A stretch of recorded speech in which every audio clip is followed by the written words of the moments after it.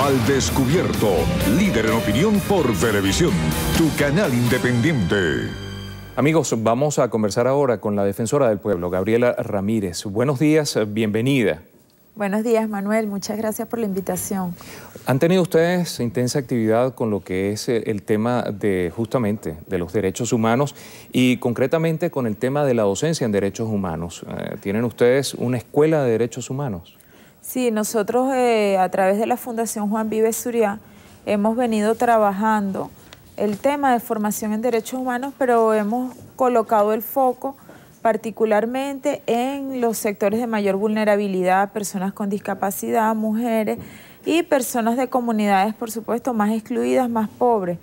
Ya a la fecha hemos logrado preparar o dictar talleres de formación a más de 3.000 personas en este año solamente, no me refiero al saldo de los años anteriores, y también tenemos en distintas comunidades de Caracas 9 promotores sociales que ya se han integrado a nuestra plantilla de formación, más 35 activistas y defensores y defensoras de derechos humanos que no forman parte de nuestra nómina, pero que han venido apoyando esta labor pedagógica.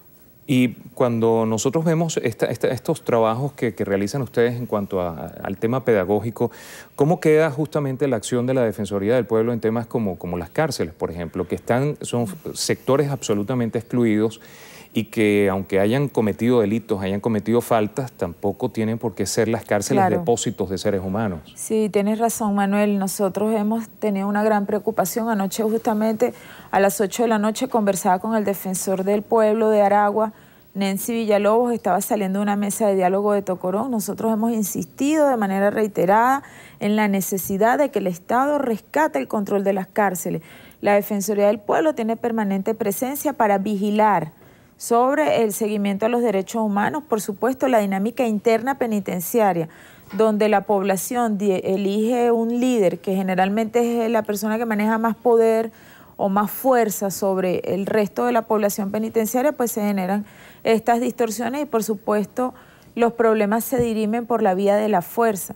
Nosotros pues hemos estado constantemente haciéndole pues estos llamados al Ministerio de Interior y Justicia, y los reiteramos en este momento, donde hace pocos días pues se desató una situación en Tocorón que degeneró y derivó en la necesaria investigación de su director, y también debemos estar muy atentos permanentemente como Estado en el ingreso de armas a los penales, que es una de las causas en que la violencia dentro de las cárceles se ha convertido en letal, porque la violencia dentro de las cárceles siempre ha existido, porque es una situación de privación de libertad para la persona, porque la persona está separada de la sociedad de alguna forma y ninguno estamos exentos de esta responsabilidad.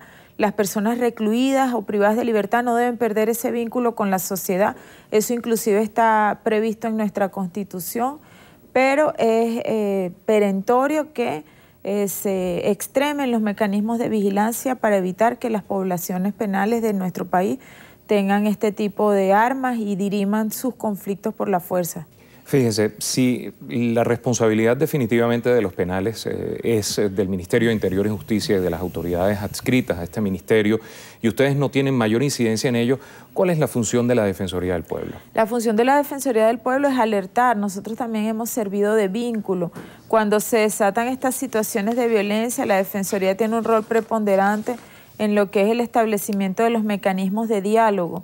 Ayer, bueno, nuestro defensor de Aragua, y es un mandato que nosotros tenemos todos los defensores y defensoras del pueblo a nivel nacional, estar presente en los procedimientos de requisa para que no exista un exceso en la fuerza, bueno, garantizar que durante el pase de número los internos no sean vulnerados en sus derechos humanos por los organismos armados, por los cuerpos armados. La presencia del defensor del pueblo disuade al guardia nacional o al funcionario que vaya a hacer la requisa de maltratar o excederse en el uso de la fuerza, y ese es el rol del defensor del pueblo. También pues elaborar los informes. Nosotros constantemente estamos haciendo comunicaciones, reportándole al ministro las situaciones que encontramos en nuestras inspecciones que por mandato constitucional debemos hacer dentro de las penitenciarías.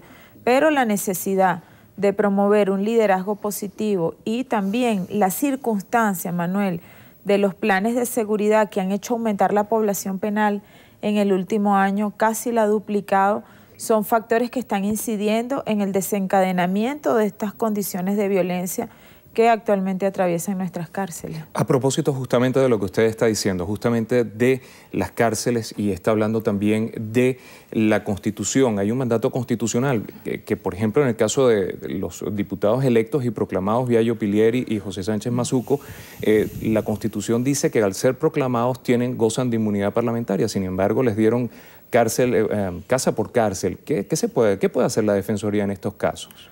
Bueno, allí nosotros no tenemos un mandato vinculante. Recuérdate que la Defensoría es una instancia que es el poder moral. Es decir, nosotros instamos, recomendamos, elevamos exhortos. Es una institución un poco distinta de la institución con una cualidad vinculante. En este caso, por supuesto, el juez y justamente el juez que lleva la causa. Porque no podemos hablar de la figura del Tribunal Supremo de Justicia, ni siquiera, o de las autoridades o de los magistrados, sino el juez que lleva la causa en particular es la única, el que tiene pues la potestad de liberar la boleta. Por supuesto, nosotros en los casos hacemos los llamados y se elevan estas recomendaciones. Sin embargo, pues yo pienso que en este tiempo se va a avanzar en lo que es dirimir esos temas que están sobre el tapete, y no conociendo yo el proceso penal que se le ha seguido a estas dos personas ni el estatus en que se encuentran, pues lo pertinente acá es esperar el pronunciamiento del juez o la jueza que lleve las causas. ¿Han acudido ante la Defensoría ellos? Ellos no, nosotros no tenemos por parte de ellos ninguna solicitud, ni ninguna petición de mediación, ni ninguna queja sobre el tratamiento de esos casos. Es decir, todo lo que conocemos, lo conocemos pues por los propios medios de comunicación. Cambiando de tema, esta semana que concluyó, hubo una conferencia de derechos humanos y empresas, y esto es sumamente interesante. ¿De qué fue esto? Sí, Manuel, en el planeta, la doctrina tradicional de derechos humanos establece que solamente el Estado puede violar o vulnerar derechos humanos, y por eso la vigilancia de la Institución Nacional de Derechos Humanos se cierne sobre el Estado, y por eso conversábamos el tema de las cárceles y otros muchos temas, el abuso, el exceso policial, etcétera. En este caso se ha destacado por el secretario general de Naciones Unidas, un relator, el señor John Ruggie, que tiene un mandato para construir una teoría que nos permita vigilar a quienes defendemos derechos humanos desde las instituciones nacionales, a las empresas que pudieran erigirse como violadoras de derechos humanos.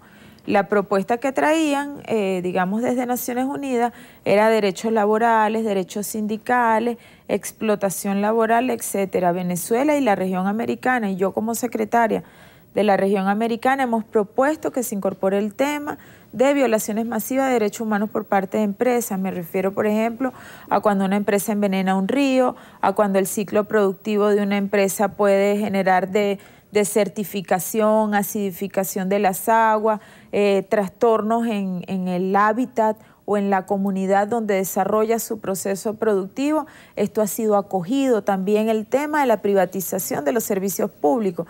Si una persona debe pagar por el agua o debe pagar por la luz, una comunidad entera que sea pobre, por ejemplo en Europa, si se le priva del servicio eléctrico porque es un servicio privatizado, o se le priva del acceso a agua potable, que es un derecho humano ya reconocido por las Naciones Unidas, se estaría atentando contra el derecho a la vida. Estos aspectos se incorporaron en la declaración y consideramos que van a ser, digamos, un camino que tenemos que recorrer para que se reconozca que también la empresa y precisamente los procesos productivos son los que han trastornado el planeta, puedan ser conocidas la labor de transnacionales en tribunales internacionales y puedan ser sancionadas, que esto no está previsto en la propuesta del señor John Ruggie. Bueno, muchísimas gracias a Gabriela Ramírez, defensora del pueblo, conversando con nosotros esta mañana al Descubierto. Amigos, vamos a hacer una pausa y al regreso conversaremos con Juan Francisco Jiménez. Él es el presidente de la Cámara de la Construcción. Ya volvemos.